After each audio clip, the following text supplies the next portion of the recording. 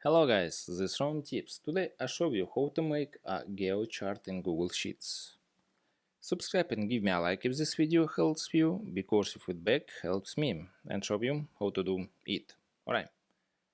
And first open Google Sheets and create new project or open your old project. Okay, open project and Moscow, New York,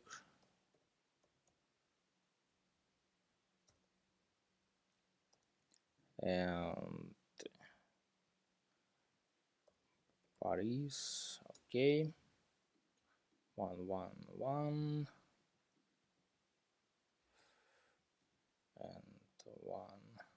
Okay, and click on car and click on this and select all categories, select all amount. Okay, and left corner click insert and scroll down, click on chart, right corner chart editor open and click on chart type.